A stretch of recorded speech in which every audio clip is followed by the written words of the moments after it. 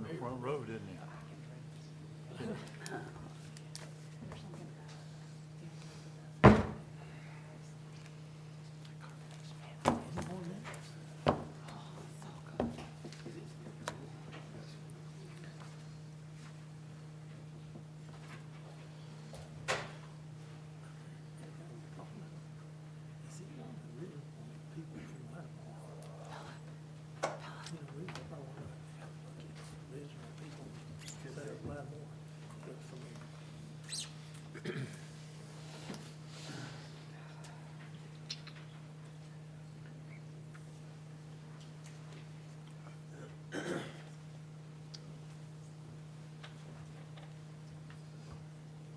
We got lunch, I guess. All right, good evening, everyone. Welcome to the May 19th, 2024 meeting of the Board of County Commissioners for Cleveland County at 6 p.m., which is the posted time for tonight's meeting. With that, I'll call our meeting to order. Madam Clerk, do we have a quorum? Yes, Mr. Chair, we have a quorum. And with that, next, I'll recognize our EM Director, Perry Davis, who's going to offer tonight's invocation and lead us in the Pledge of Allegiance.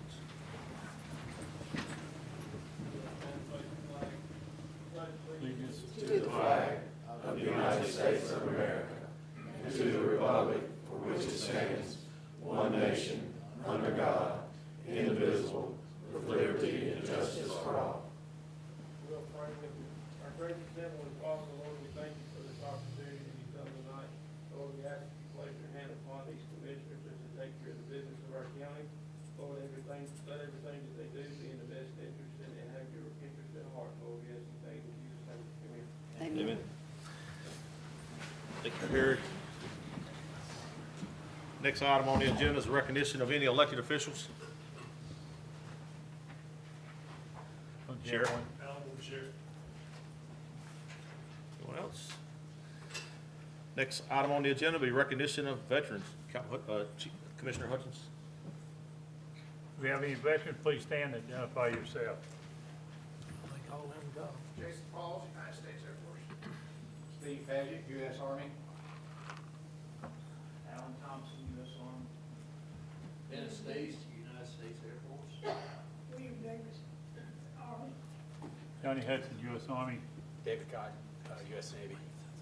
With the veterans there, how many veterans have one of our pins, veterans pins? Does all of them have one? Mr. Davis does. Okay, Probably we'll take it. bring it to you. I got a little something extra here that we had, and it's a star. Would the veterans that attended please stand up and you read the back of the stars, and I'm gonna ask Deb if she will help me with it.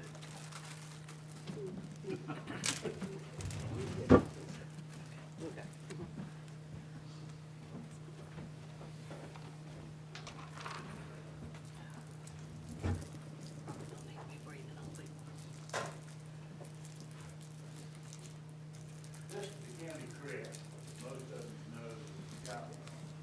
And on it, it's got a rocker that says veteran, that we appreciate all veterans, five veterans out of the veterans, when it comes to our meeting, so appreciate it.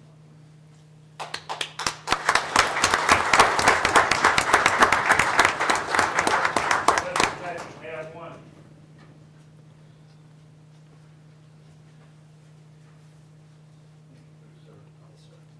What about anyone else? Don't want to miss anyone. Okay, did you give all the veterans a star? Yep. Right from the front. Read the back of the star.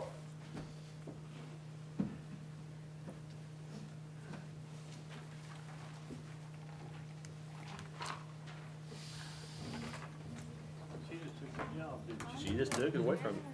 That's what I do. Yep. You good, Johnny? All right, next. I don't think she read it. So he's wanting you to read the back. I'm sorry, I thought you meant to them. I am part of our American flag that has flown over the USA. I can no longer fly. The sun and wind have caused me to become tattered and torn. Please carry me as a reminder that you are not forgotten. Thank you for your service. Thank you all.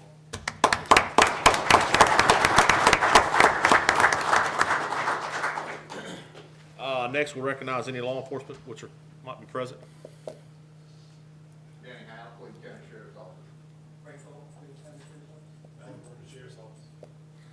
While this is not listed on your agenda, we have, looks like a full room of. We'll also recognize our county fire departments and county volunteer firefighters. You guys stand.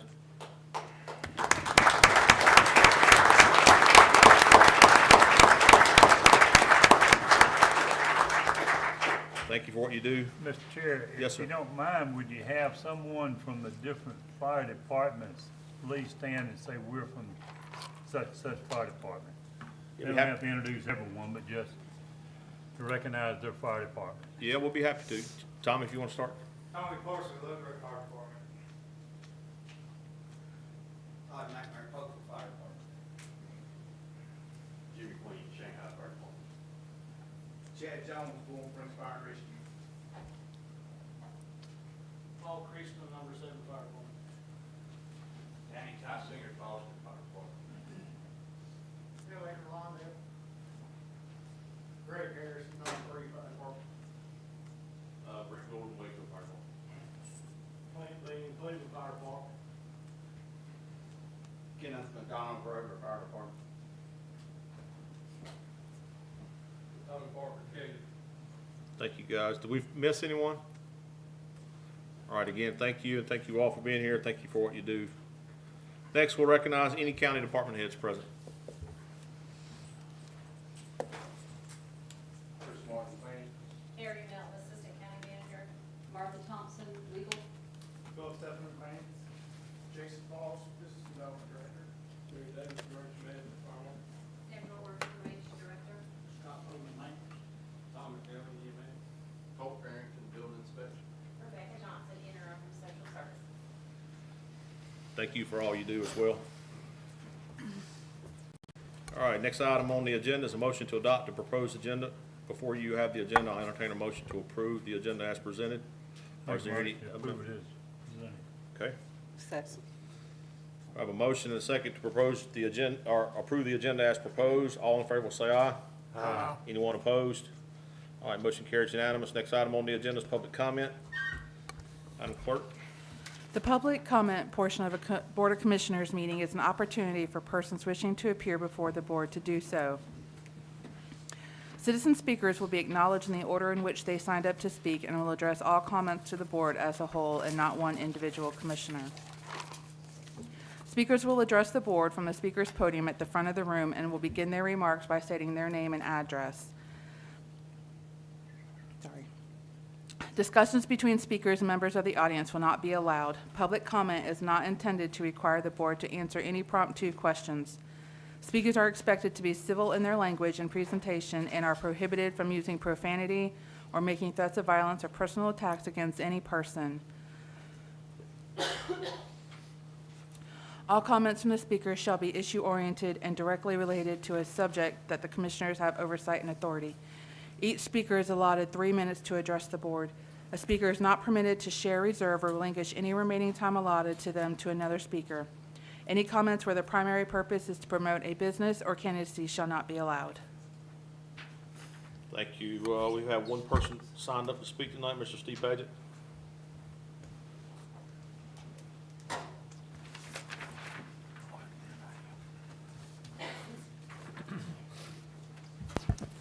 Good evening, Commissioners. You may have already heard, but I wanted to make it official that we now have a small business center office, satellite office in Kings Mountain.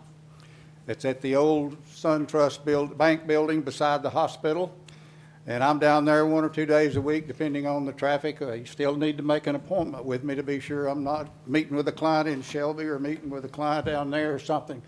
But I wanted you to know that we are operating. Last week, I presented the first kind of a seminar, if you will. I offered to speak on the topic of how to start a business. And it didn't have but 4 people there, but that's a perfect kind of crowd because those 4 attended were very chatty among themselves, and I love to kind of share the information about starting a business and then let them share with each other what successes they have had, and they learn from each other, and I get to learn from them too as well. But I wanted to let you know that the office is there. A lot of things happening in Kings Mountain with all the things going on with the casino and with Albemarle and other things that are happening. So the eastern part of the county is getting to be a rather business busy. And I wanted to be sure that Small Business Center was there to help anybody that needed it. And I thank you very much for all your support and the comments you make and the referrals you send to me. Keep them coming, okay? Thank you. Thank you, sir. Thank you for all you do. All right, next item on the agenda is the consent agenda. Dave? Oh. That's right. Sorry about that. Oh, I'm still old school. So Commissioners, before you have the consent agenda, so you have all this information in your packet, and you heard it from the manager prior to tonight's meeting. So is there a motion to approve the consent agenda as presented? So moved. Any discussion? I hear none. All those in favor will say aye. Aye. Anyone opposed? All right, motion carries unanimous. Thank you, David. Sorry about that. All right, next item on the agenda is public hearing. Madam Clerk? After the public hearing has been opened, citizen speakers will be acknowledged in the order in which they signed up to speak and will address all comments to the board as a whole and not one individual commissioners. Speakers will address the board from the speaker's podium in the front of the room and will begin their remarks by stating their name and address. Discussions between speakers and members of the audience will not be allowed. A public hearing is not intended to require the board to answer any impromptu questions. Speakers are expected to be civil in their language and presentation. All comments from the speaker shall be directly related to the subject of the public hearing. Each speaker is allotted 5 minutes to address the board. A speaker is not permitted to share, reserve, or relinquish any remaining time allotted to them to another speaker. All right. So tonight we have amendments to our Unified Development Ordinance. So actually, there's 4 parts to this. It's all text amendments. So just want to make sure that everyone here and everyone watching understands how we're going to do this. So we're going to bring up Chris Martin to explain each one of the text amendment pieces. That will, after his presentation of each text amendment, it'll allow opportunity for the commissioners to ask questions, and then we'll open the public hearing for any comments that there may be, and then we'll take a vote on each of the 4 parts. So with that, Chris? So Chris is coming up. I'll read these off. So there's 4 cases. First one is case 23-07. This is a text amendment to section 12-124, is amending the rural residential zoning district. Also, there's a text amendment, which is case 23-19. This is out of section 12-124. This is modifying the rural agricultural zoning district. Case 3 is 23-08. This is a text amendment to section 12-21 and 12-124 of the Unified Development Ordinance. This is a private storage building addition. And then the last one is case 23-09, is a text amendment to section 12-137 of the UDO, and this is rural, under the section of rural home occupation. Chris? Thank you, Chairman, and good evening, Board. We are happy to be presenting these 4 items to you this evening, and we appreciate the guidance that the Board has provided for the Planning Office concerning these 4 items. And what I'd like to do is just name these items for you, and then I'll go through and present a presentation on each of the 4, and then we can hold the public hearing for this for these 4 items. But the first item is that I'll be presenting to you is concerning the modification of the rural ag zoning district. The second will be the creation of a new zoning district called rural residential, and then the last 2 items will be both standards for property usage, and the first being or pertaining to private storage buildings, and then the second for home occupations. So the first item is pertaining to the rural ag zoning district. And at your July 2023 meeting, you had some comments and some questions about all the commercial uses that were allowed in the rural ag district, and you asked staff to evaluate the description of that district in our ordinance and then evaluate the list of uses, commercial uses specifically, and see that those uses were compatible and supported that description of our ordinance. So staff has worked through that zoning district in our ordinance, and we've come up with a proposal that we think will help that district as defined be more compatible, and the allowed uses in that district be more compatible with the purpose of that district. So what I'd like to do is talk a little bit about the district. It basically was a new district that was created in the late 90s, before the county had county-wide zoning. And the purpose and the intention behind the district was the lot size. It required a large 3-acre lot in that area. Then it allowed a lot of different uses, ranging from residential to a lot of commercial uses. There was setback requirements, and then there was the lot size, of course, and then a variety of uses, really ranging from residential to commercial, stopping short of industrial throughout that area. And keep in mind, there was no zoning districts throughout the rest of the county. So this map shows the current locations of this zoning district. You'll see that big circle with the green parcels, with the group of green parcels totaling around 14,000 acres. That was the original area this district was applied, and it was initiated by property owners in the late 90s and applied to their community. And you can see that over the years it has spread out in pockets throughout the county. This shows a list of all the commercial uses in this district. It really ranges, it's a wide variety, and ranges from grocery stores to healthcare facilities, to parks, to agriculture uses, dry cleaners, kennels, and public safety facilities. But you can see that it's a wide range, and excluding manufacturing facilities, it really allows most anything commercial. So what staff has done is we have evaluated that list of uses that I just showed you, and we've divided them up. And there was about 50 altogether, and you can see we've halved them. The left side, the left 2 columns, indicates the uses that staff did not think supported the intentions of that district described in our ordinance of promoting agriculture and supporting that rural character for these areas. And the uses that we're proposing to eliminate include RV dealerships, tire shops, healthcare facilities, auto repair, for example. And then on the right 2 columns shows the uses that are not residential in nature that we feel do support and could retain in that district, be retained in that district. So that includes golf courses, veterinary offices, churches, schools, and public safety facilities. And you've got a copy of this in your packet. And then we also showed these lists to the planning board. We've presented this draft to them.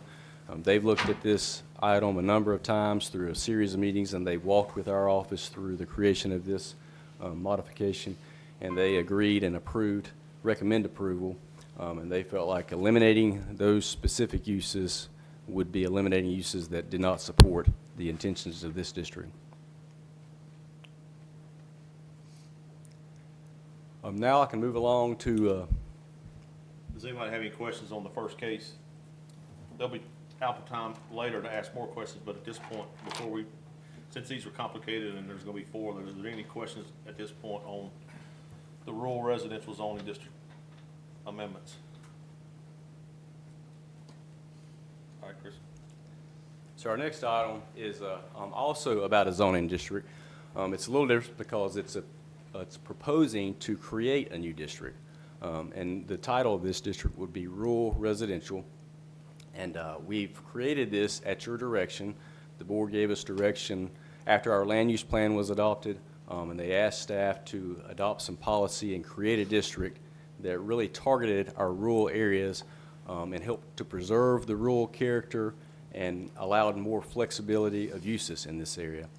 And as a side note, I'll say that the land use plan that this was based on was adopted after a series of public input meetings. So the land use plan was really adopted by this board after hearing many comments and expressions of desire for this community, these rural areas. So our land use plan describes these rural areas and suggests that we should be promoting the protection of agricultural lands, our natural resources, and the scenic views. And then it also suggests that it could be residential in nature, but you could have commercial uses along your highways and along your intersections throughout this area. Our land use plan also has a map that's associated with it, and it shows us where these areas, where the rural parts of the county are, and then it also talks about where this new zoning district could be applied. And with this map, the dark green area shows that rural preservation area designated in our land use plan.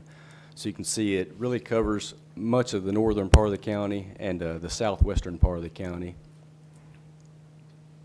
I think the northern part of the county has a lot of farmland, open land, large sparse area. You got scenic views, mountains, and then with the southwestern part of the county, you've got the river, and then again, large tracts of land throughout that area. This is a vision of what this area may look like. You know, you've got scenic views, and then you've got rivers, and you've got residential uses, but even the residential uses, it's really sparse throughout these areas. Large tracts of land for site-built, single-family dwellings.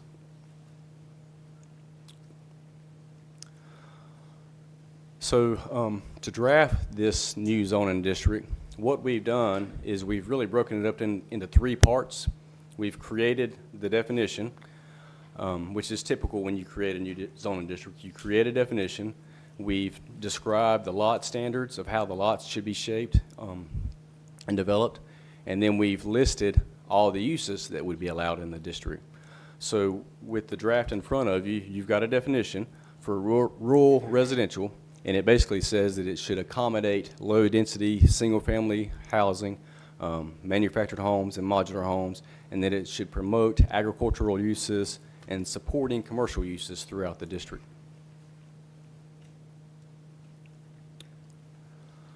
The district, the language for this new district has lot standards, and it basically would require 1 acre minimum lot size, and it requires a wide 100-foot road frontage for every new lot, and it would require a setback of 50 feet for new housing throughout the district.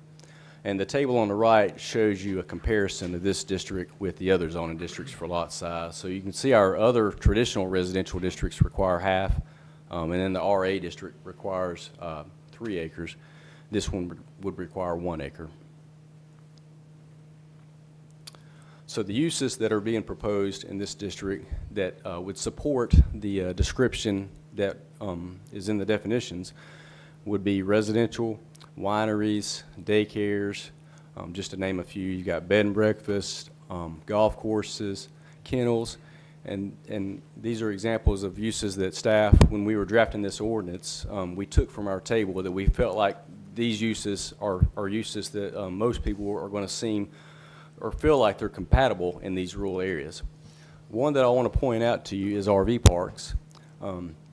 It would be allowed in this district with a special use permit, and as drafted that you have in front of you. If this is approved as drafted, what will happen to RV parks is they will basically move from the neighborhood business district to this new zoning district. And that idea really came from conversations and comments that we heard from this board and our planning board over the past couple years about the neighborhood business zoning district and the incompatibility of RV parks being in that district. So we're trying to move the parks in the more appropriate zoning district.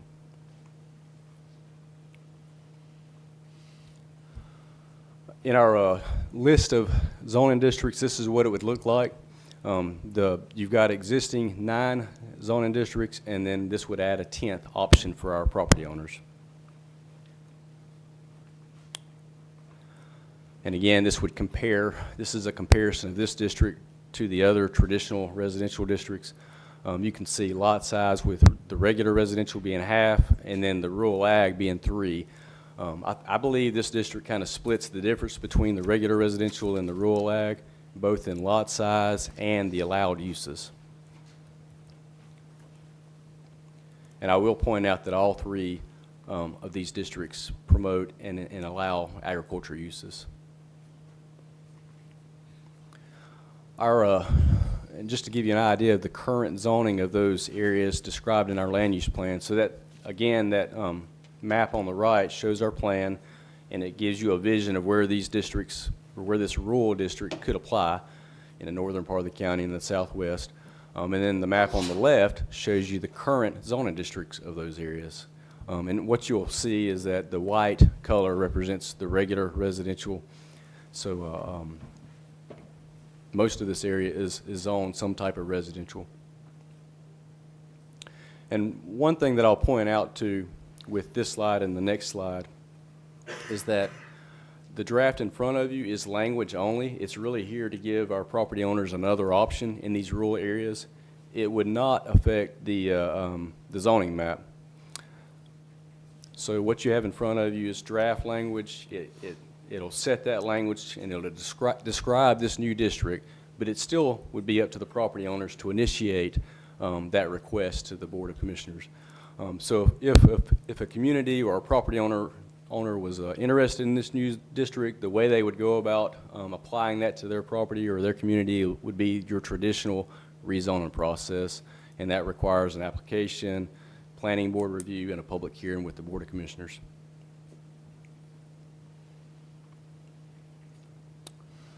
So we've presented this to the planning board as well, and they've worked with us through the drafting of this ordinance, and they recommend approval, and they noted that it's consistent with the guidance of the land use plan, and they think and feel like it meets the vision of the Board of Commissioners. Any questions with this one? Does anyone have any questions before we move on? Carry on, Chris. All right, so our third item is regarding the use of property for storage buildings. This was also an item that the board asked our staff to evaluate and look for ways to allow more flexibility of property usage for these rural areas when it comes to the use of storage buildings. Our current ordinance allows the use of storage buildings as only a supporting structure to, like a house, for example. So there has to be a primary use before a storage building could be allowed. And that's a common ordinance with counties and towns. And it's really a tool. Most counties and towns use it as a tool to manage and help retain residential character of communities. It helps preserve a lot for future residential use. And it also is a tool that helps prevent the misuse of properties in the future for inappropriate uses or incompatible uses.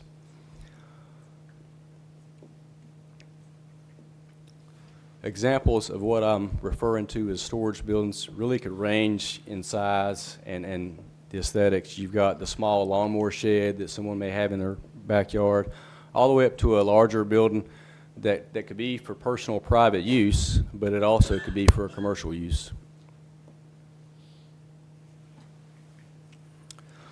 So staff has worked at the direction of the Board of Commissioners, and we've come up with some language that would allow storage buildings to be on a vacant tract of land as the primary use. And it's pretty simple. What we've done is created a definition for private storage buildings and limited the use or the definition to only private use, not commercial, and proposed to require it only on lots that are 3 acres or more in the rural zoning districts. So your rural residential as proposed and the rural ag district.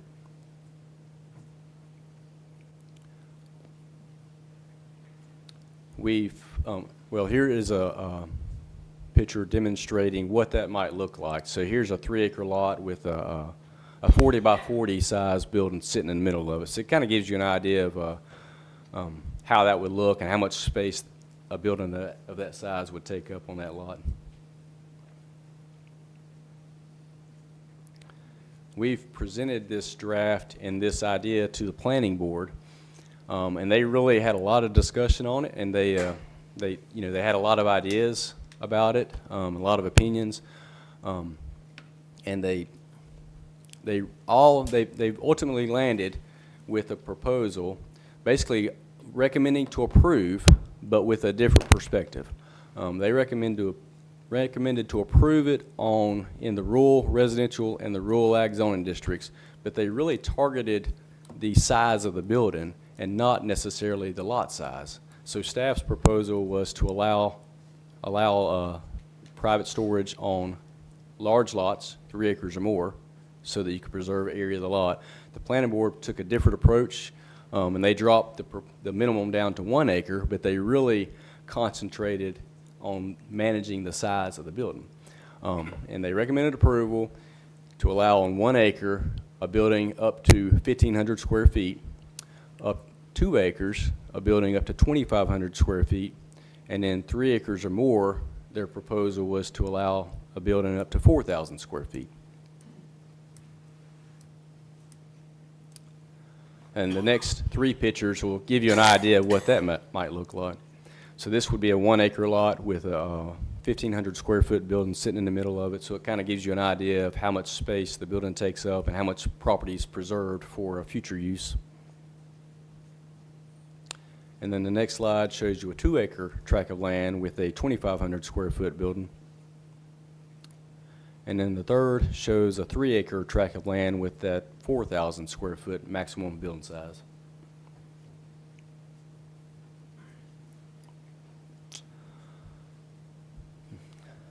Any questions for that one? Any questions on this one? Yes, I got one. You're limited to square footage per building for storage only. So if you were to pull a permit, which you would have to pull a permit to put the building, you can't put a septic tank, no bathroom, no nothing in these buildings, because if you do, then you wind up using it for more than what the intent was. Is that correct? You could pull a permit and install a septic and have a restroom. I don't think there would be a rule or a policy that would prevent that.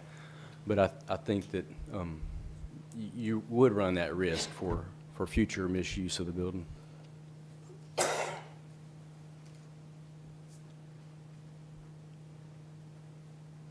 Any others?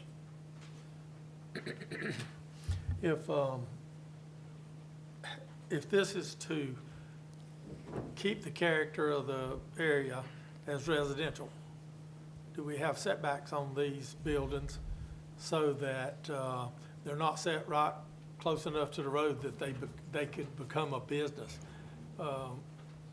I'm thinking that if we're gonna maintain the character of the area as residential, these buildings should have a setback far enough back that a residential house could be in front of them and still maintain the character of the residential zoning they're in.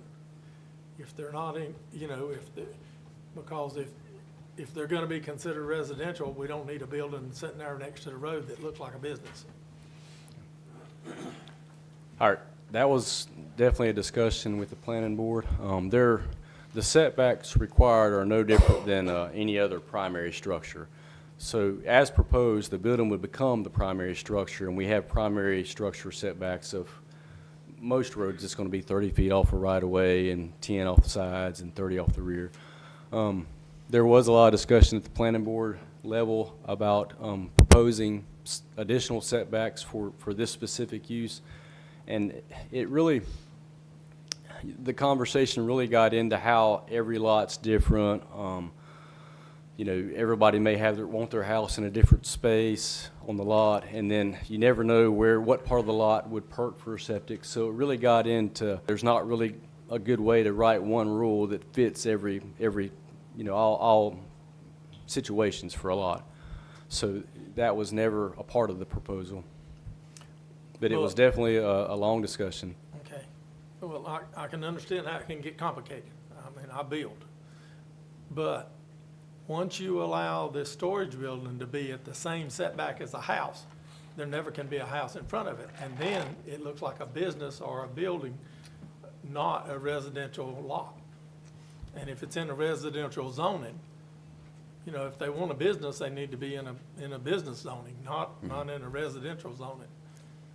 Yeah, I think that's kind of the background of why this, a lot of counties and towns, adopt this rule in the first place is to manage that, is just like what you're talking about. well, you know, I'll have trouble voting on it if it's gonna be able to, someone can put a storage building, especially looking like one of the, you know, some of them big ones there look like commercial buildings, not storage buildings. And if we're gonna allow that in a residential zoning, then I think we're taking away, the purpose of the residential zoning is to keep the area looking like a residential area.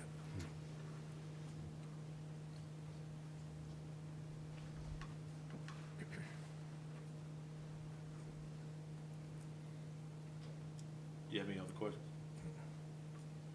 Do you have anything else to add? No, sir, I can move along.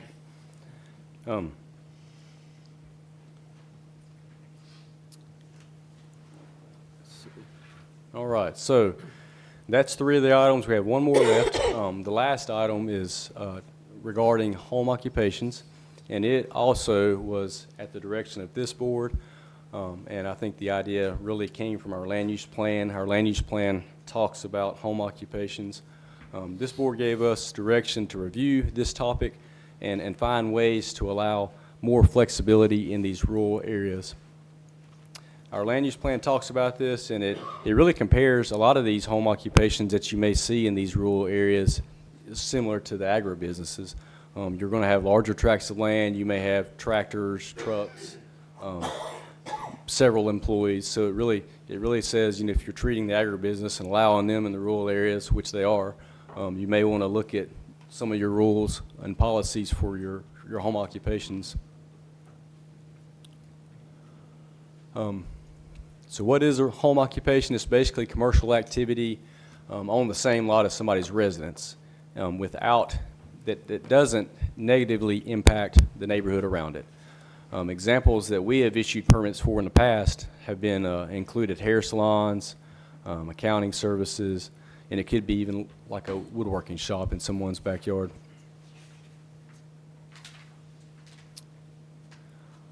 So our objectives when we drafted this proposal was to find more options for our property owners that owned large tracts of lands in the rural areas, and still maintain that residential feel throughout those areas. And our current ordinance allows home occupations. You can basically have a business at your house, and it can be in your house or a building behind your house, and you can have up to 1 employee that doesn't work for the business, and there's an hours of operation limitation, and you're not supposed to keep any of the products pertaining to the business visible from the road. So when someone drives by your property, it's still supposed to look and feel like a residential property. So what we're proposing is to not modify that existing language, but rather to add to it. So what we're proposing is to allow an option for properties over 5 in the rural residential and the rural ag zoning districts, and let them have a larger business, basically. They could have up to 5 employees, more commercial vehicles, 2 axles or less, but still add some additional landscaping requirements like setbacks and screening to help break up that transition between the business property and the residential properties around it. And this is a slide showing the comparison of those two. So on the group on the left shows you the current ordinance with 1 employee, all of your residential zoning districts, and then no landscaping or setback requirements, while this new option would allow 5 employees, more commercial vehicles, but it would require some development standards for landscaping. And we presented this item to the planning board as well, and they have recommended approval, and they think that it meets the guidance of the land use plan and fits the vision of the Board of Commissioners.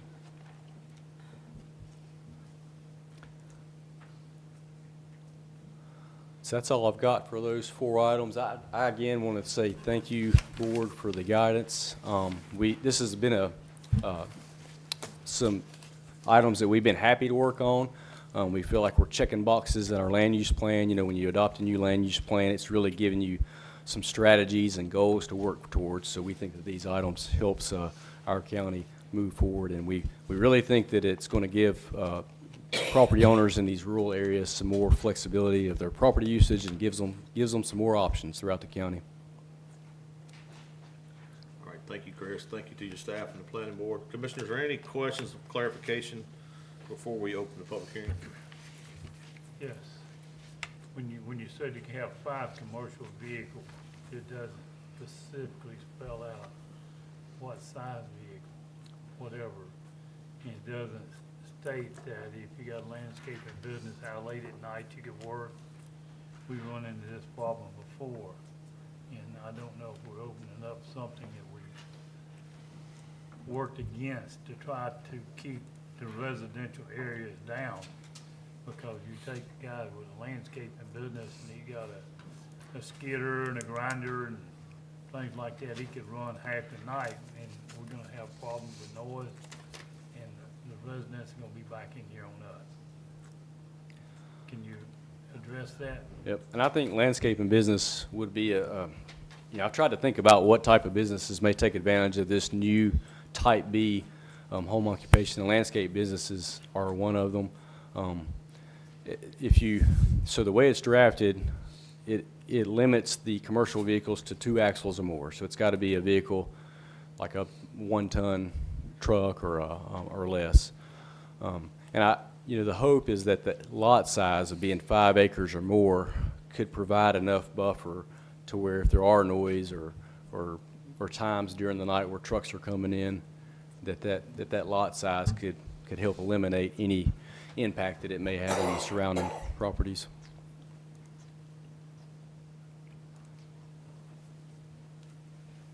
Anything else, Commissioner Hutchins? No, Okay. Anyone else? Well, at this time, we'll declare the public hearing open for these 4 cases. We didn't have anybody to sign up, right? Is there anybody in the audience wishing to speak that may not have had an opportunity to sign up before the meeting? All right, if not, the public hearing is now closed.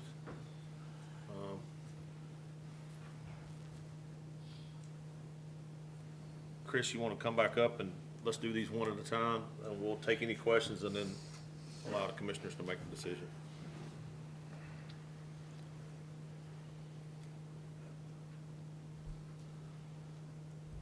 All right. So the first one is the Rural Ag District, 23-19. And this is essentially modifying the uses, correct? Yes, so these would be the options pertaining to the rural ag zoning district modification. And that's the one where we limited the number of commercial uses that would be supported in the rural ag district. And so your options would be to approve, to deny the proposal, or approve with any modifications that the board sees fit. I'll make a motion to approve. Second that. All right, we have a motion to approve and seconded. This is case number, make sure we get these right now. This is case number 23-19, right, Chris? That's correct. This is modifying the rural ag district. Are there any other questions or discussion? All right, hearing none, all in favor say aye. Aye. Anyone opposed? All right, that motion carries unanimous. So next, I assume we're doing 2307.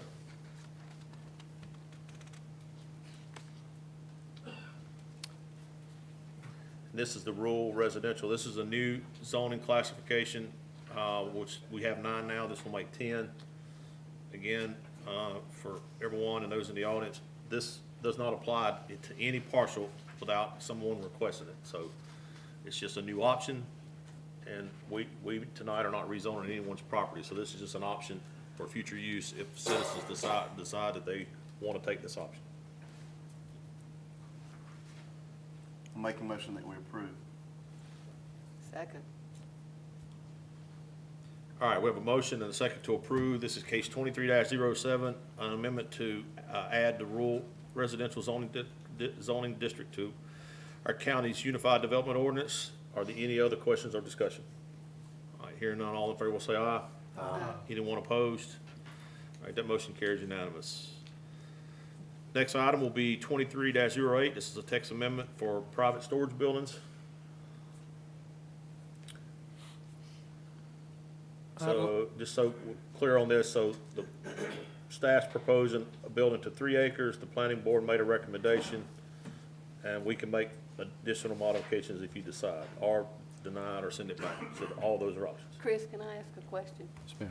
What's the size if you do the proposed 3 acres? What's the size of the building? There's no limit on the building size if you do the 3 acre. So you could put it as big as you wanted? You could. Okay.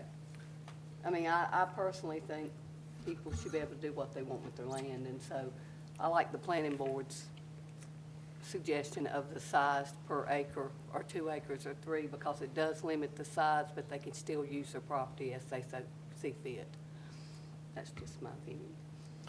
Just a comment, but in asking you about septic tank and bathroom, as you know, by the time somebody puts a 4,000 square foot building out there, next thing you know, they're gonna be running the garage out of it, something.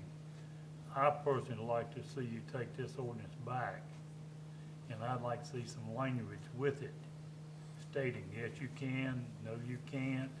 If you do it, this is what you got to do. So that's my feeling with the square footage, because it stands to reason. If you've got a 4,000 square foot building, you put a bathroom in it, somebody's gonna have a garage in it before you know it. And then we're gonna be back to zero. So you're kind of saying, make it a true storage building? Make it a true storage building. And I agree with both of those with the addition of putting a setback on them so that we don't take away the characteristics of a residential area. If there was a acre lot next to your house and somebody wanted to put a storage building on it and they put it the same distance from the street as your house, would that not take away from your residential area? And, you know, and I'm not trying to get personal, and I don't want you to answer that question. It's just hypothetical, but that's what I'd like for the board to look at and see if we can't figure out a way that we can allow the storage building, because a while back, we had a person that wanted to put a storage building on a lot that he didn't have a home on. I don't have a problem with that. I just want to make sure that once it's all said and done, and they get a storage building on it, it can still be used as a residential area too. And am I correct, though, they would have to rezone to rural residential first? Yeah, as proposed, it's Yeah, only it's allowed in the, only in Yeah, there. rural residential Only. or ag. Ag, okay, those two. I agree with everything that's been said. The planning board's been working on this for 3 years, at least 2 years, and I hate to send it back, but y'all have valid points, especially about the setbacks. And is that something we can do tonight and put some setbacks on it, or do we need to send it back and have them bring it back to us for the 4th or 5th time? Well, you know, sometimes when you do things in a hurry, you don't make the best decisions. And I feel like us trying to put something on it real quick here tonight is that's all we're gonna do, is try to put a Band-Aid on a problem. Yeah, setbacks are But too complicated to try to Yeah, do. I think you need, and listen, tell those guys, we really appreciate the work they put in this. But the more conversation we can have about any issue, the better decision we'll make when it's all over. Now, do you need that in a form of a motion? Yes. Okay, We need something in the form of a motion. okay. All right, I'll make a motion to send it back to the planning board and ask them to cover these concerns that we have. Is that broad enough, or do we need to detail each concern? I hear you, and I appreciate the comments, and we certainly can go back to the planning board and really get a little more thorough on the development and the construction standards of the building. Because I think the message that you're sending me is to look for ways to preserve that lot. Let's see if we get a and second future first. rules. Hold up. I'll Is there a second. second? I'll Okay, second. now y'all can Okay. continue. Okay. Any other discussion? You can continue discussion. We just need to make sure we're set. Yeah? Did you get all your points out? Chris? Yes, Yeah. yes, I feel like that I think you understand, and Yes. we can always look at the minutes about what we've discussed tonight. It's complicated, and y'all really been working on it, and I appreciate it. Yep. Anybody Thank else you. have anything to add? All right, we have a motion, to second, to send this one back for further review, with the noted, comments from the Board of Commissioners. Is there any other discussion? I hear none, all in favor, say aye. Aye. Anyone opposed? The motion carries unanimous. Chris, get it back. Y'all got it. Carrie, get it back as quick as you can. Okay. All right, so we have one more in this, under this item, and this is case 23-09. This is a text amendment to amend the rural home occupations. I'd like to make a comment, Okay? and my concern is, especially landscaping or something with commercial vehicles going in and out. You said, well, 2 axles, whatever. I'd like to see you take it back and come back with that in writing, okay?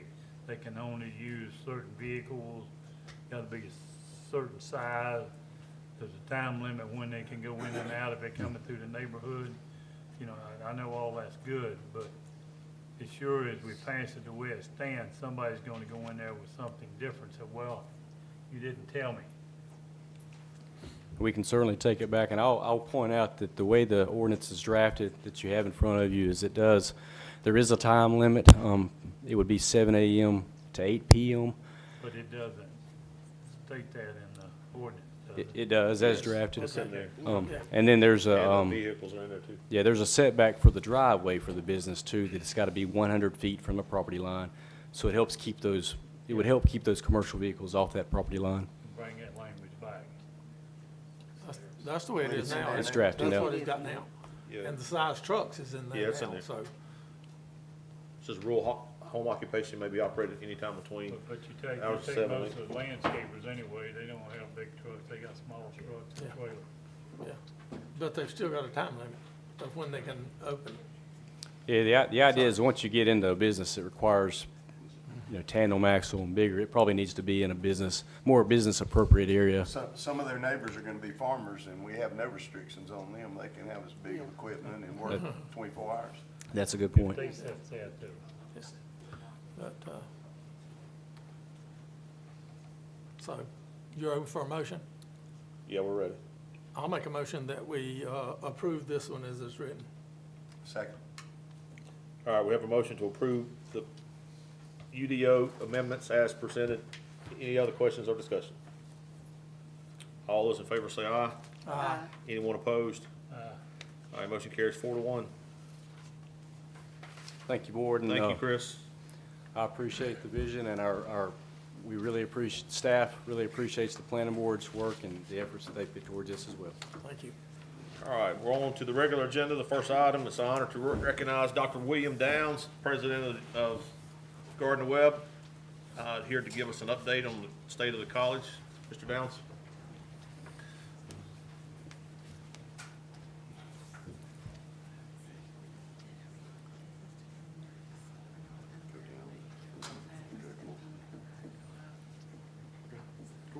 Thank you.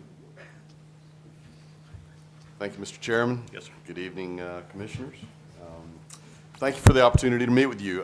Bill Downs, President of Gardner Webb University, and as President of Cleveland County's only 4-year university, I thought it might be appropriate to come give you a little update on what we're doing. And the message tonight is in 3 parts. I want to extend some gratitude to this group and to this body, and I'll talk about that in a minute. I want to reintroduce you to GWU in terms of some of the things, the new things going on our campus, and perhaps most importantly, issue some invitations to you, to the county, ways in which we can strengthen the partnership and build a few bridges. First thing I want to do is recognize and thank the commissioners, the county speaker who's here tonight for the assistance that we received in building a very important new structure on our campus, a 900-seat amphitheater. That ended up being a $3.1 million project, but without your help, we would not have secured $500,000 of those dollars in a state appropriation. The first state appropriation ever, by the way, received by Gardner Webb, because it was the first time Gardner Webb asked for a state appropriation. So with the county and the town of Bowling Springs' help and the speaker, we were so grateful to be able to build that. That facility opened back in October, sold out crowd. If you're an old school bluegrass fan. We had Ricky Skaggs there, and it was a wonderful event, 900 people there. So a wonderful way, we think, to bring a campus and a community together through music. And we're just grateful for the partnership that allowed us to bring that addition to Boiling Springs and to Cleveland County. Hope we can do more things like that in the future. Also want to thank the commissioners and the county for including Gardner-Webb University in your recent economic impact study. We had no such data of Gardner-Webb University's economic impact on the county. So receiving this from you was very helpful to us to have a baseline.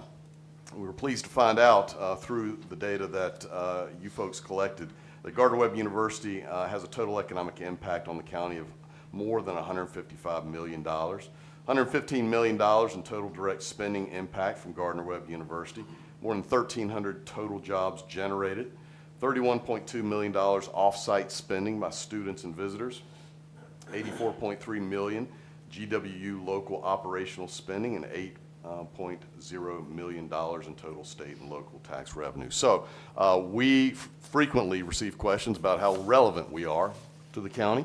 And you guys helped us establish some of that relevance through this economic impact study. So we're grateful to you, and we hope we can do this on a periodic basis. So those are two big thank yous. By way of reintroducing Gardner-Webb, I just wanted, sometimes 8.2 miles is a world of difference, and I don't know how much folks around here know about what we're doing down there in Boiling Springs. But we've now got students from 91 North Carolina counties. We've got students from 45 U.S. states.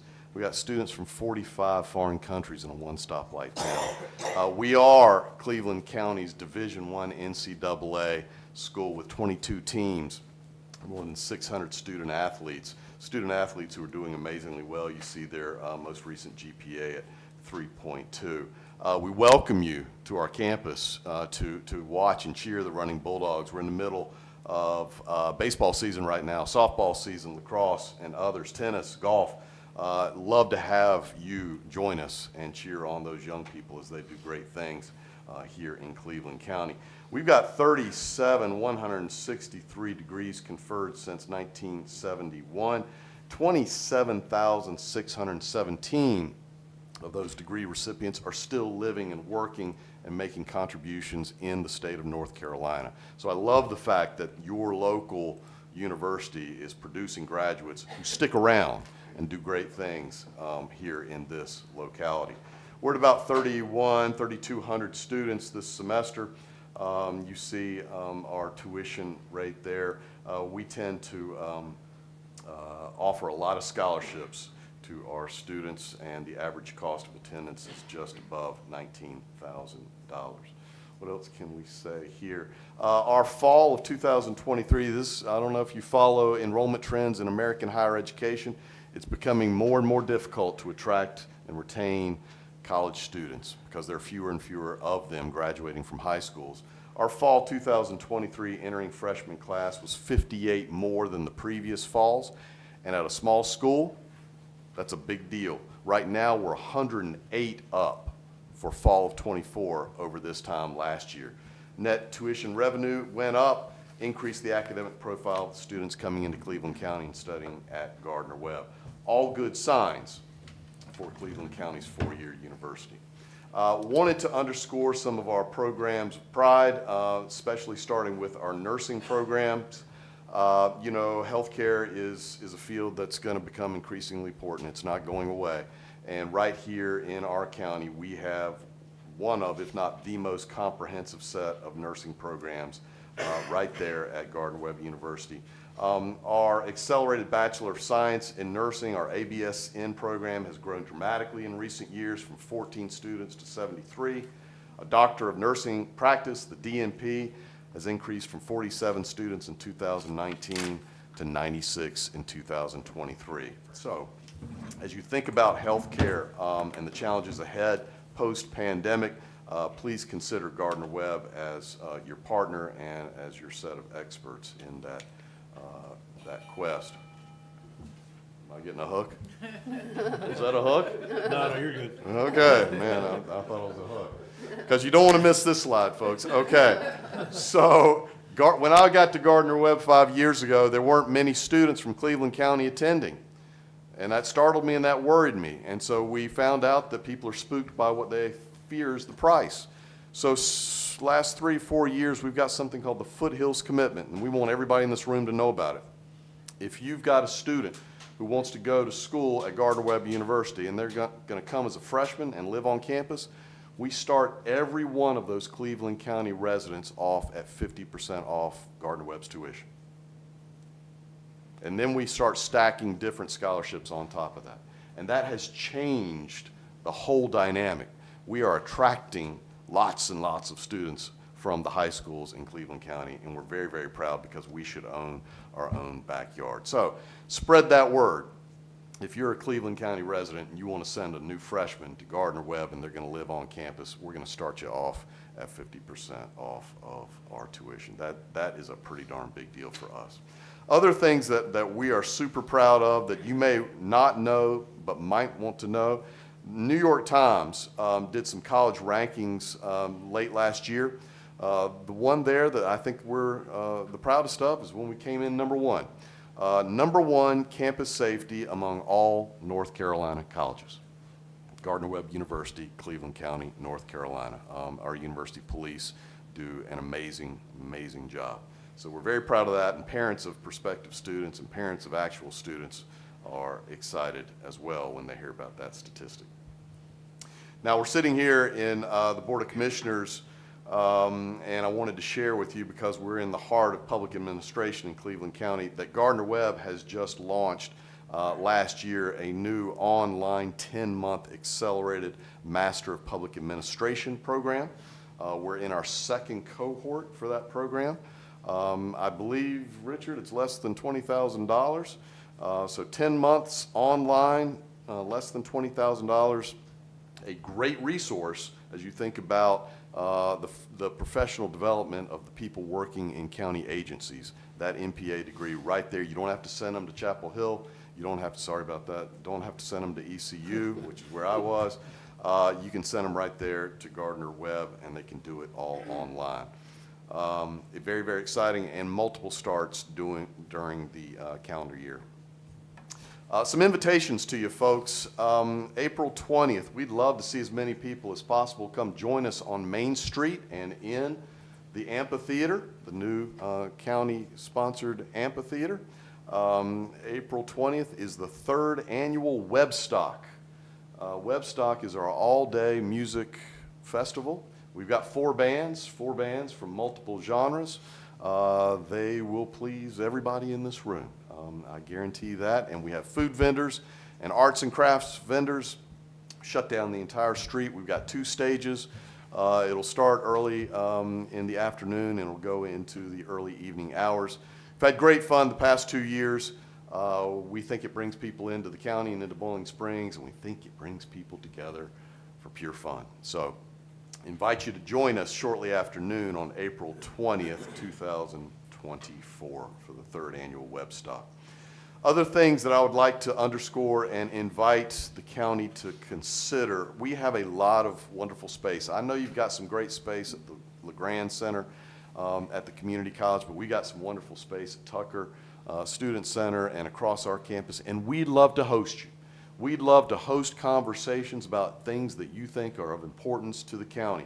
This is just one example of us hosting a panel discussion on regional economic opportunities.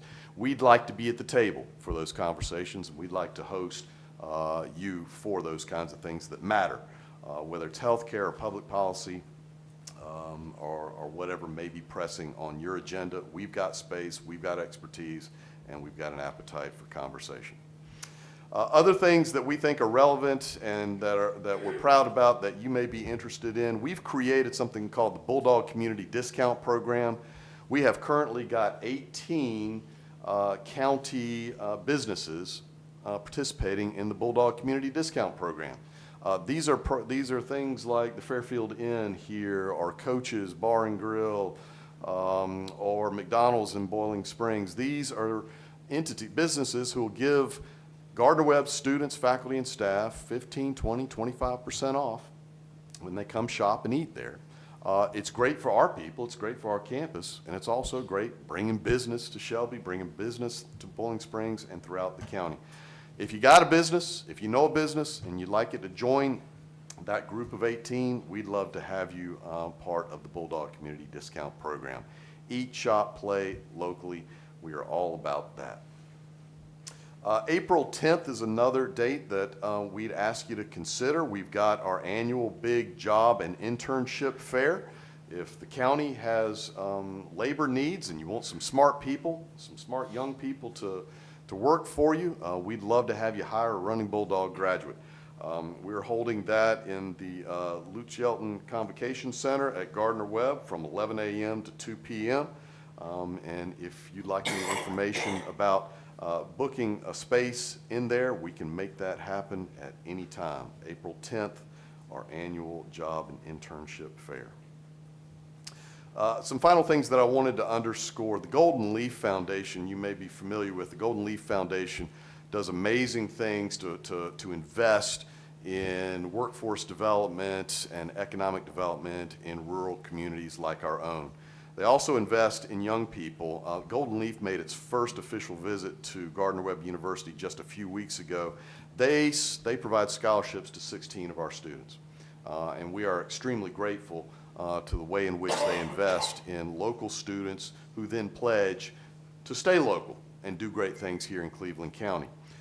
The important thing, I think, knowing what Golden Leaf is all about, is that Golden Leaf is about to open up some big grant competitions, which you may be aware, 7-figure grant competitions. I believe the county's going to be limited to a maximum of 3 proposals. Gardner Webb would like to be part of the conversation about the county proposal that's going to Golden Leaf. I'm sure the community college would as well, and we would like to partner with you as we think about the proposal that you do send forward. If we could be at the table, we would be grateful. And one of the things that we would be talking about at that table is the biggest new dream coming to Gardner Webb, and that is this building and the programs that will go in this building. Gardner Webb University, we've had an institution there since 1905. We're about to start engineering at what has historically been a private liberal arts college. The regional employers told us that they need undergraduate engineering program in this part of the state. And so we have our renderings, we have our faculty needs, we are working on our equipment, we are working on our curriculum, and we're going to put an engineering building and an engineering program right on the campus of Gardner Webb University with help and God's blessings. So we're excited about that. Love to talk to you about it. This is how you can contact me, President Downs at gardner-webb.edu. Just love to partner with the county, and I appreciate the time this evening. So thank you very much, sir. Appreciate your Yes, presentation. sir. Boards and Mayor, any questions, comments? No, I was able to attend the Ricky Skaggs that night. It was a beautiful That was- night, beautiful music, and they just kept on playing. They did a great job. They did a wonderful job. Thank you for being there for that. Thank you, sir. Yes, sir. Next item is the presentation for the 2023 audit. This time I recognize Mr. Alan Thompson from Thompson, Price, Scott, and Adams.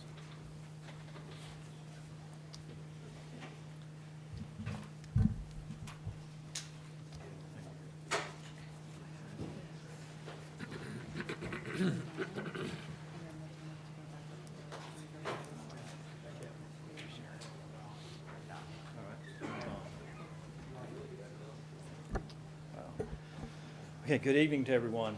Good evening. So we appreciate you allowing our firm to do the audit. The main thing you hire an independent audit firm to do is issue an opinion on the financial statements as a whole. We issued an unmodified report, which is a quote-unquote good report. You should have in your packet a copy of the presentation summary. Might be a little bit difficult to read. I'm going to try to hit some highlights here for you and talk about a few numbers before it's over with. Under this first page 1, accounting policies, accounting estimates, and disclosures in the financial statements, we were good with all of those. Difficulties encountered in performing the audit, there was, as the transition occurred, there were a few, but we worked through all of those. There were no big major issues, just trying to get a few things figured out during that transition. No uncorrected misstatements, no disagreements with management. Management did provide us with a representation letter dated January 19th. We're unaware that management consulted the outside accountants, auditors, et cetera. And then under findings, there were some budget, some departments that overspent. One of those had to deal with ARPA. And then there were some Medicaid findings, which there traditionally are, that were no cost related. And then I always have a couple comments, or at least a comment on P cards, to be cautious with those. I'll get back to the findings in just a moment if you will allow me to. Under the numbers, which don't show up here very well, kind of small writing, but I do like to show the 5 years. The first year, I'm not saying these are all the key numbers in the audit report, but these are some of the key numbers in the audit report. And to put it in context, I like to show the 4 prior years' audit numbers there. You can see if you go back to 2019, you're at $41,814,000. If you get to June 30, 2023, you see you're at $61,116,000. So a very nice trend line there. Unavailable fund balance at $12,084,000. Restricted and committed at $20,237,000. Then total general fund expenditures plus transfers out $143.9 million, and then fund balance available as a percentage at 34.07, and then unassigned fund balance at $40,236,000, unassigned percentage at 27.96.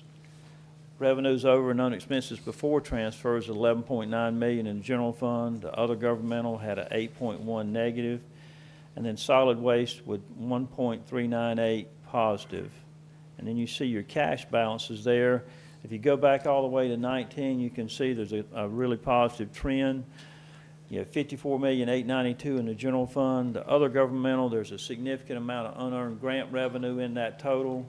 And I always say under other governmental, you've just got to be aware that those are projects, et cetera, so it's just the status of the project where they're at.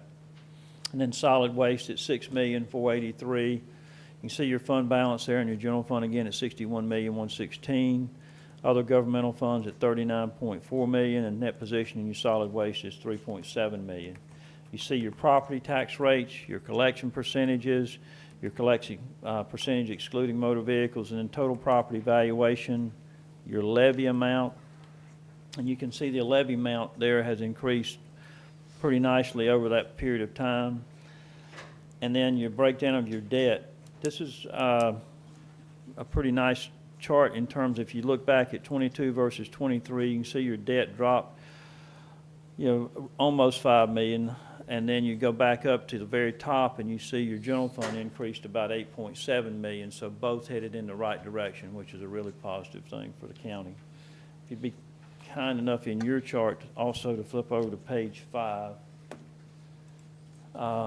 You can see a breakdown there by department of general fund revenue, which totaled $150 million, and a breakdown of your general fund expenditures, which totaled $138.2 million.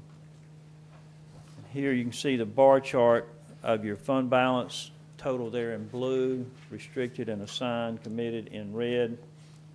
On the bottom, you see the analysis of your fund balance as a percentage there, of the group weighted average being 43.43, and then you can see the county at 34.07. And here you see your unassigned fund balance as a percentage at 27.96. And on the bottom, you see revenues over and expenses before transfers in both the general fund and solid waste, with both having a positive for the last couple of years. And then on page 8, you see your cash balances there in the top. The other governmental funds eating up a big portion of that because of the unearned revenues there with grants. And then the fund balances to your right. Total cash balance is $163 million. Total fund balance is $104 million. On the bottom, you see your property tax rates versus the group weighted average. If the group weighted average is cutting off a little bit, I do apologize. We're going to have to come up with a different scenario there. Some of the group weighted averages that the LGC traditionally put together for us, they've changed the way they're grouping things, and it makes it a little bit more difficult for us to come up with some good comparisons because they're doing everybody above 100 million budget in general fund, everybody below, and that's not really a good comparison to get grouped into either one of those. It doesn't provide good comparative information. On page 9, you can see your collection percentages versus group weighted average and the statewide average. And then on page 10, you see a breakdown of your debt analysis there, most of it being installment contracts. On the bottom, you see why there's an emphasis on your ad valorem taxes, where it makes up about 50.25% of total revenue. You can see your local option sales tax at 15.47%, and then intergovernmental revenue at 17.66%. Here you see a breakdown of your general fund expenditures, with human services, education, and public safety being the top 3 of that particular chart. Here, if you've been on the board for a while, you remember the LGC unit letters that used to come out, and they've stopped sending those out, and they made us the bearer of the unit letters, of which we were not overly excited about that. But the main thing that this really does is 60 days from today's date, they asked you to respond back to this information, and basically it's responding back to the findings, which are the budget issue. And because of the transition in finance, there was the audit was late this year. It shouldn't be a big deal. I'm not trying to understate it, but I'm also not trying to overstate it either. Finance would draft a response back to it, which they'll ask you to sign, and you'll submit that to the LGC with that response. My guess is you never hear from the LGC again, but it is something that you do have to do. What I'd love for you to take away from this presentation is the opinions or unmodified reports, which is a good report. Fund balance has a nice chart upward. The debt did drop this year. So from a number standpoint, a good report. And I think you've hired and replaced the folks there. I've had the pleasure of working with Mr. Cotton at a previous county, so look, I think everything is, from a number standpoint, looks good. Happy to answer any questions, not just tonight, but anytime you've got a question, happy to take your call. All right, thank you, sir. Does anybody on the board have questions for Alan? I have one, and you may not be able to answer it, but with the solid waste and the balance that we put aside to cover the sales that you have to monitor for so many years, did you check on that? I'd have Because to, they're a separate entity. Their money is created in their own pot, not through the county. if I'm understanding right, I think you're asking about the landfill closure and post-closure costs. Yeah. And there is, if you looked on an audit report on page 25, it would have an accrued amount of about $25.6 million that we've accrued to help cover some of that cost as you walk through that, which, you know, I think you are well aware that's a long process to get through. So we have accrued a significant amount of money for that, yes, sir. Thank you. Any other questions? Maybe you can. All right, thank you, sir. Thank you. All right, last item on the regular agenda is Cleveland County Fairgrounds Construction Bid Award. Jason Falls. Good evening, Mr. Chair and Board. I'm excited to be here tonight to talk to you about Cleveland County Fairgrounds. This marks an historic year for the Cleveland County Fairgrounds, being the 100th year of it being on a county-owned property. Several years ago, the board had strengthened the relationship with the Cleveland County Fair by renewing a 10-year contract and also putting a performance contract in place. As part of those performance contract discussions, the county began evaluating the fairgrounds property. If you'll remember, we did two studies, one through Benell Lemons Engineering and another through Withers Ravenel. As a result of those studies, the county put out for bid, it was a request for qualifications for a general contractor to handle a lot of the renovations and construction work that needs to be done on the fairgrounds property.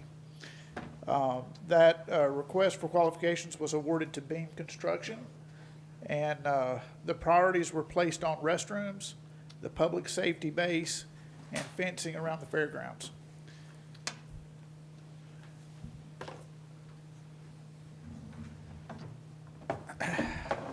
Tonight before you, you have the proposed contract from Beam Construction.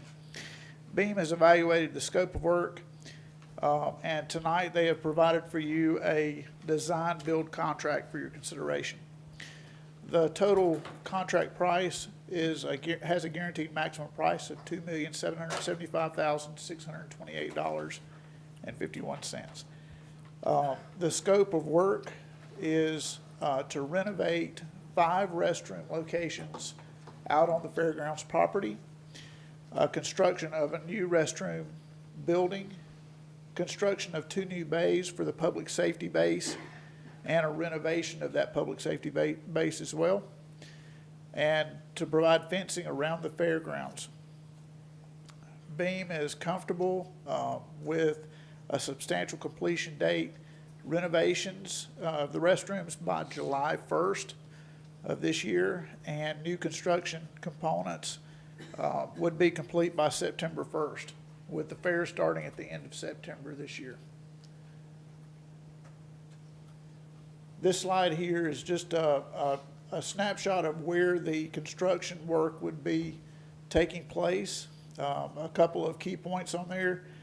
If you see in the very center of the screen, there's a red roof building there. It says new restroom on it. That previously was the Atrium Health Building. That building, the county landfill has actually torn that building down and hauled it off. It was in pretty rough shape to begin with, and that's where we're looking at the new construction for the restroom, new building to be. Where the directly to the right of that is renovation of the public safety and adding 2 bays to that public safety facility. There was a restroom there. That restroom was in really bad shape. So, and then you can see there's price tags along with each one of the other renovation spots throughout the fairgrounds.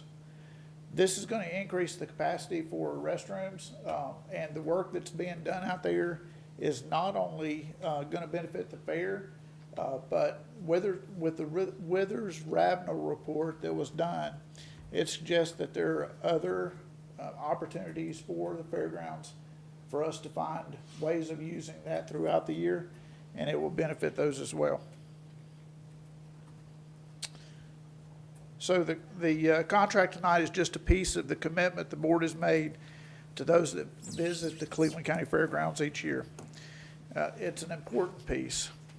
The items involved in this contract impact not only the fair, but also agriculture, family, and entertainment events throughout the year.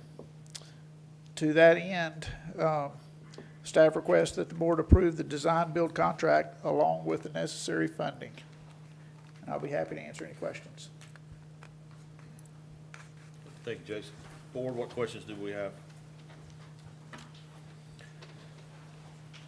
I've had more conversations about restrooms and the fairgrounds than I ever want to do again, but I think it's important that we do this. And these will be touchless bathrooms. We've closed the fair twice because of COVID-19, and we had an outbreak a few years ago that we don't even want to talk about, but this will go a long way in making them a whole lot safer. Yes, sir. And public safety aspect of this, I think it's important that the county owns this, and I think it's important that we keep it up and make it better. And maybe somebody will see 200 years later on, and those bathrooms are going to last a long, long time. Amen. I guess, didn't the fair get a sizable grant from the Speaker of the House that passed through the county to do most of this? Yes, sir. There's actually 2 different grants from the state that are going a long way toward paying for this bill. But also there's a commitment from the Board of County Commissioners and appreciate your support with the Yeah, fair. we have the majority of the funds, and if we don't spend them, they'll go back to the state. Is that correct? That's correct. And we need new restrooms for our 100th year. Absolutely. Yes, ma'am. Sure. I'll Mr. make a Chair. motion, we approve the contract. I'll second. All right, we have a motion to approve the contract for Beams to move forward with the renovations at the fairground. A motion and a second. Any other questions or discussion? All right, hearing none, all those in favor will say aye. Aye. Those opposed will say no. All right, motion carries unanimous. Thank you, Jason. Congratulations, Beams. Next item, we have 2 board appointments tonight. First one's Board of Adjustments. Madam Clerk? Board, you have the list of applicants in front of you. At this time, you will need to appoint 2 board members, one as a board member, the other as an alternate board member, for a 3-year term ending December 31st, 2026.